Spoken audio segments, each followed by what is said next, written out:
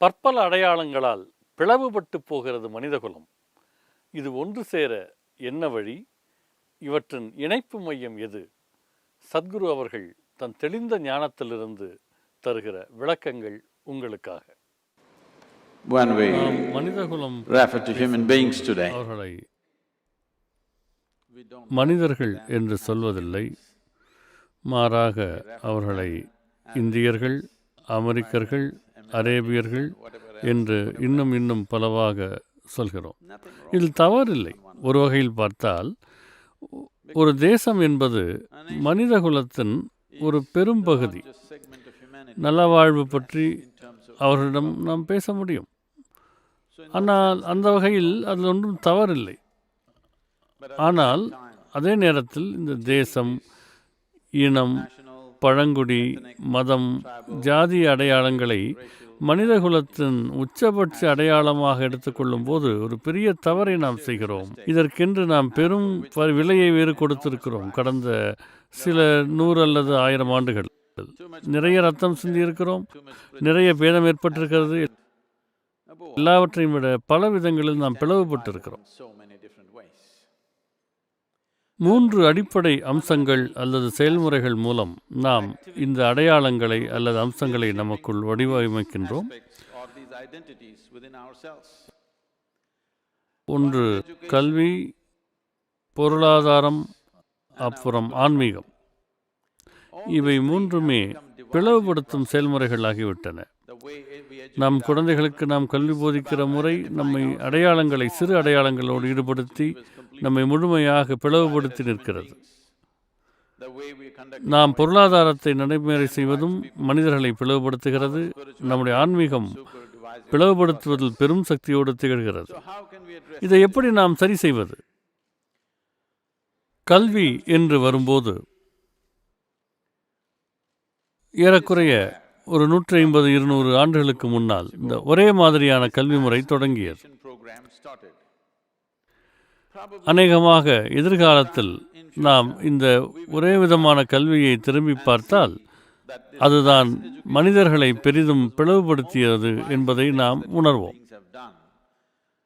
உலகம் தொழில்மயமாகிக் கொண்டிருந்த போது எல்லோருக்கும் ஒரே கல்வி என்கிற ஒரு முறையை நாம் கொண்டு வந்தோம்.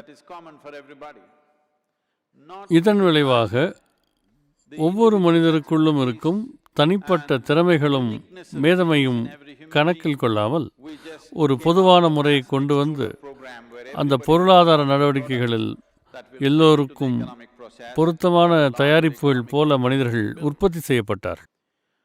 பொருளாதாரம் என்று சொல்லும்போது நாம் எதை சொல்கிறோம் என்றால் அடிப்படையில் மனிதர்களுக்கு தேவையானவற்றை தருவதை பற்றி பேசுகிறோம். அடிப்படை தேவைகளையும் அவர்கள் விருப்பங்களையும் ஒழுங்குபடுத்தப்பட்ட முறையில் ஈடு செய்வது.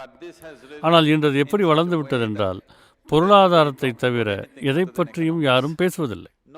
உரையாடலின் போது சீதோஷ நிலை பற்றி பேசுவதில்லை, பொருளாதாரம் பற்றியே பேசுகிறார். என்ன ஆச்சரியம் என்றால் இந்தியாவின் மூலை முடுக்கிலும் கிராமங்களிலாகட்டும், பெரிய பெரிய தேசங்களின் தலைநகரங்களுக்கு போனாலும் ஆகட்டும், எல்லோரும் பொருளாதாரம் பற்றியே பேசுகிறார்கள். இது வளர்ச்சிக்கான சிந்தனை அல்ல. ஏனென்றால் நம் பிழைப்புக்கான ஏற்பாடுகளோ பிழைப்புக்கான வழியை ஒழுங்கு செய்வதோ நம் எண்ணத்தில் தலையான இடத்தை வகிக்கிறது. இது சரியான விஷயமில்லை. ஏனென்றால் பிழைப்பு என்பது அடிப்படையான ஒரு விஷயம். நாம் அதை சிக்கலாக ஆக்கிவிட்டோம். ஆனாலும் புழு, பூச்சி, பறவைகள், விலங்குகள் எல்லாமே நம்முடைய மூளையை விட பல மடங்கு சிறிய மூளையை வைத்துக்கொண்டு தேவையானதை செய்து கொள்ளுகின்றன. மனிதர்கள் இன்னும் பெரிய விஷயங்களை சிந்திக்க வேண்டும். பழைய காலங்களிலிருந்தே கல்வி என்று சொல்லும்போது கல்வி எப்போதும் ஒருவரின் எல்லைகளை விரிவுபடுத்துவதாக இருந்தது. ஆனால் இன்று கல்வியை தொழிற்சாலைகளின் தேவைகளை நிரப்பும் கருவியாக பார்க்கிறோம். நீங்கள் தொழில் நடத்தக்கூடாது என்று நான் சொல்லவில்லை, பொருளாதாரத்தை நிர்வகிக்காதீர்கள் என்று சொல்லவில்லை. ஆனால் ஒரு 15-20 வருடங்களில் பொருளாதாரம் என்கிற பெரிய எந்திரத்தின் தேவைகளை ஈடு செய்வதற்காக ஒரு குழந்தை உருவாக்கப்பட்டால் அது மனித குலத்துக்கு எதிரான மிகப்பெரிய குற்றம். பலவிதமான பள்ளிகளோடு நான் தொடர்பில் இருக்கிறேன். கிராம பள்ளிகள், நகர பள்ளிகள், மேம்பட்ட நிலையில் உள்ள பள்ளிகள், இது தவிர 3600 அரசு பள்ளிகளை நாம் தத்தெடுத்திருக்கிறோம். அந்த குழந்தைகளை நான் பார்க்கிற போது ஏறக்குறைய 60% குழந்தைகள் தாங்கள் ஏன் இந்த கல்வி முறையை தாண்டி வருகிறோம் என்றே புரியாமல் இருக்கிறார். அதன் காரணத்தை கண்டுபிடிக்க முடியவில்லை. நான் ஆண் கூட 25 வயது ஆகும் வரை இந்த கல்வி முறை எதற்கு என்று தெரியாமல் குழம்பித்தான் இருந்தேன்.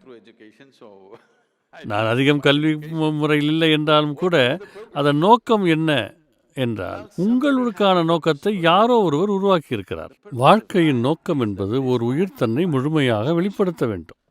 வாழ்வின் நோக்கம் என்பது இதை செய்வது அதை செய்வது என்றெல்லாம் இல்லை.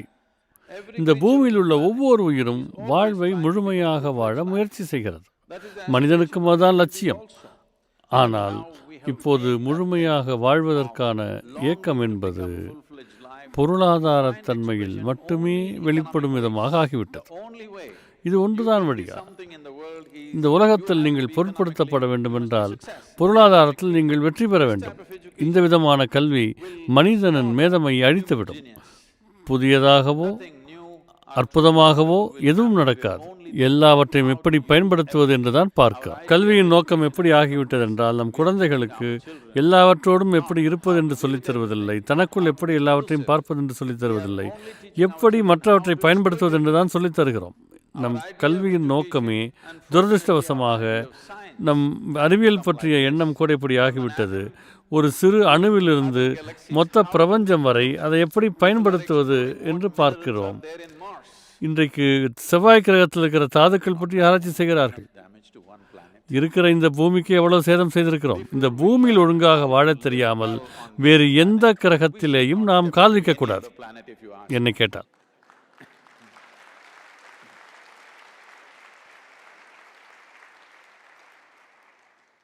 ஆன்மீகம் பற்றிய மனிதர்களின் எண்ணங்களும் வெறும் நம்பிக்கைகளாகிவிட்டன. பல்வேறு கலாச்சாரங்களும் பல்வேறு வழிமுறைகளை புத்தகங்கள் வடிவாகவும் புனித அடையாளங்கள் மூலமாகவும் குருமார்கள் மூலமாகவும் ஆச்சாரியர்கள் மூலமாகவும் உருவாக்கிவிட்டனர். இப்போது நேரம் வந்துவிட்டது. நாம் நம்முடைய குழந்தைகள் மனதில் அதிகாரம் உண்மையாக முடியாது, உண்மைதான் அதிகாரமாக இருக்க முடியும் என்பதை உணர்த்த வேண்டும். இந்த துறையில் நம் குழந்தைகளை ஈடுபடுத்த வேண்டும். இதை நாம் செய்யவில்லை என்றால், உங்களுக்கு ஒரு அதிகாரம், எனக்கு இன்னொரு அதிகாரம், அவர் இன்னொரு அதிகாரத்தை நினைக்கிறார், இதனால் நாம் சண்டை போடுகிறோம். நாம் சண்டை போடுவது பொருளாதாரத்திற்காக இருக்கலாம், அதை ஒத்துக்கொள்ள முடிகிறது. ஆனால் புனித அடையாளங்களின் பூகோளத்திற்காக சண்டை போடுவது தேவையற்றது.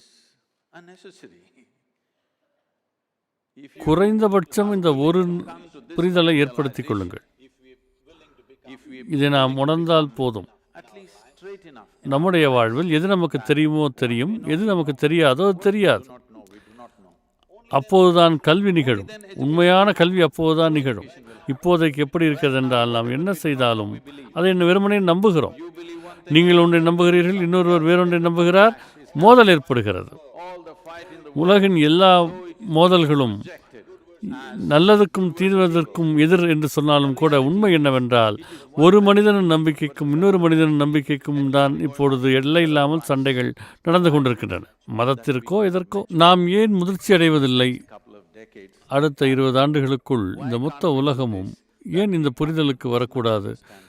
நமக்கு தெரிந்தது நமக்கு தெரியும், தெரியாது நமக்கு தெரியாது.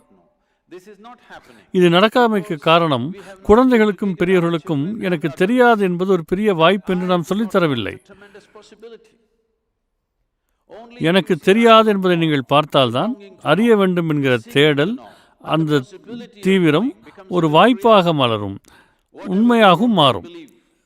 உங்களுக்கு தெரியாதையெல்லாம் நீங்கள் நம்பத் தொடங்குகிறீர்கள். உங்களுக்கு தெரியாதை நீங்கள் நம்பினால் தெளிவில்லாத ஒரு நம்பிக்கை வந்து சேரும். தெளிவில்லாத நம்பிக்கை என்பது மிக பாதகமான ஒன்று. எங்கே தெளிவில்லையோ அங்கே தயக்கம் இருந்தால் நல்லது. தெளிவு இருந்தால் எது வேண்டுமானாலும் செய்யலாம். தெளிவு இல்லை என்றால் நீங்கள் தயங்க வேண்டும். நீங்கள் தெளிவில்லாத நம்பிக்கையை வைத்துக் கொண்டிருந்தால் அது பாதகத்தை ஏற்படுத்தும். இதைத்தான் நம்பிக்கைகள் இந்த மனிதர்களுக்கு செய்கின்றன. மக்கள் எதையோ நம்புகிறார்கள், திடீரென்று நம்பிக்கை வருகிறது. அது எவ்வளவு பாதகம் அவர்களுக்கும் சுற்றியிருப்பவர்களுக்கும் வந்தாலும் கூட கவலை இல்லை, ஏனென்றால் அவர்கள் நம்புகிறார்கள்.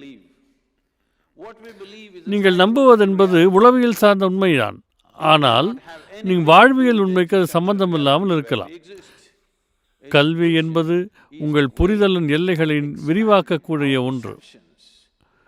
அது விஞ்ஞானமாகட்டும் மெய்ஞானமாகட்டும் அடிப்படையில் நாம் அறிந்து கொள்ள முயல்கிறோம், புரிந்து கொள்ள முயல்கிறோம், ஏதோ ஒன்றை உள்வாங்க முயல்கிறோம், தெரியாத ஒன்றை தெரிந்து கொள்கிறோம்.